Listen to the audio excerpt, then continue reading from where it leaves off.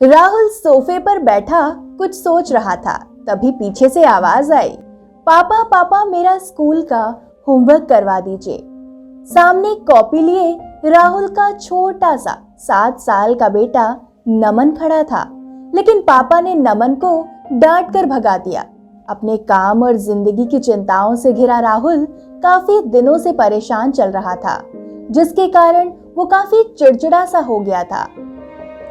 और ये तनाव इस बात का था कि घर के सारे खर्चे उसे ही उठाने पड़ते थे। पूरे परिवार की जिम्मेदारी उसी पर थी। किसी ना किसी रिश्तेदार का उसके यहाँ आना जाना लगा ही रहता था। बस इन्हीं सब बातों के बारे में सोचकर वो काफी परेशान रहता था और अक्सर अपने बच्चों को भी बेवजह डांट दिया करता था। पत्नी से भी उसकी किसी ना किसी बात पर अनबन चलती ही रहती थी। अब बेटे को डांट कर भगा तो दिया था, लेकिन जब थोड़ी देर बाद गुस्सा शांत हुआ तो वो बेटे के पास गया और उसने देखा कि बेटा सोया हुआ है। उसके हाथ में उसके होमवर्क की कॉपी थी। उसने कॉपी लेकर देखी तो राहुल की नजर होमवर्क के टाइटल पर पड़ी। टाइटल था वो चीजें जो हमें शुरू में अच्छी नहीं लगती, लेकिन बाद में वही चीजें हमें बहुत प्रिय हो जाती हैं। इस टाइटल पर नमन को एक पैराग्राफ लिखना था, जो उसने लिख भी लिया था। राहुल ने बड़ी ही उत्सुकता के साथ पढ़ना शुरू किया। नमन ने लिखा था, मैं अपने फाइनल एग्जाम्स को बहुत सारा थैंक यू बोलना चाहता हूँ, क्योंकि शुरू में तो ये बिल्कुल अच्छे नहीं लगते, लेकिन इनके बाद स्कूल की छुट्टियां लग जाती हैं।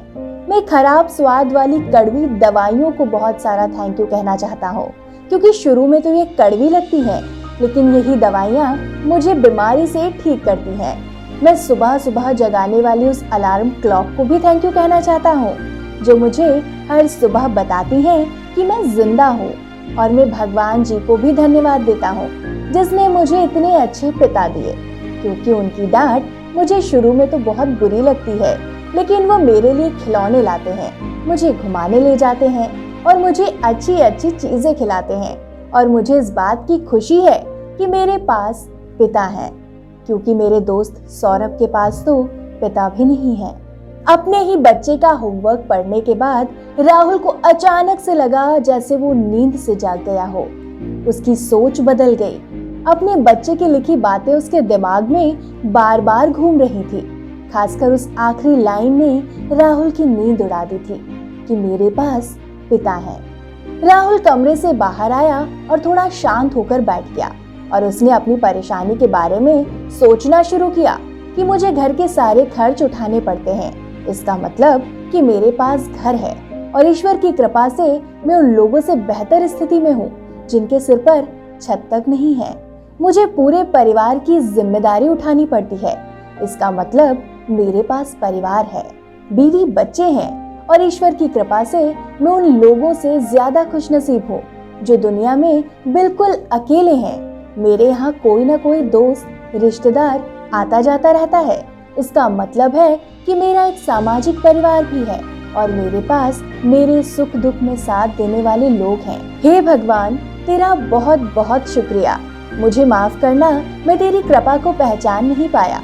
राहुल की सोच एकदम से बदल गई। उसकी सब परेशानियां, शिकायतें एकदम से जैसे गायब हो गई। वो भागकर अपने बेटे के कमरे में गया और सोते हुए बेटे को गोद में उठाकर उसके माथे को चूमने लगा।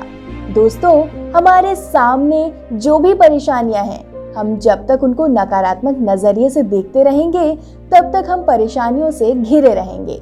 लेकिन जैसे ही हम उन्हीं चीजों को, उन्हीं परिस्थितियों को सकारात्मक नजरिए से देखेंगे, हमारी सोच, हमारी सभी परेशानियां खत्म हो जाएंगी और हमें मुश्किलों से निकलने के नए नए रास्ते भी दिखाई देने लगेंगे। आपको ये वीडियो कैसा लगा, हमें कमेंट करके जरूर बताएं।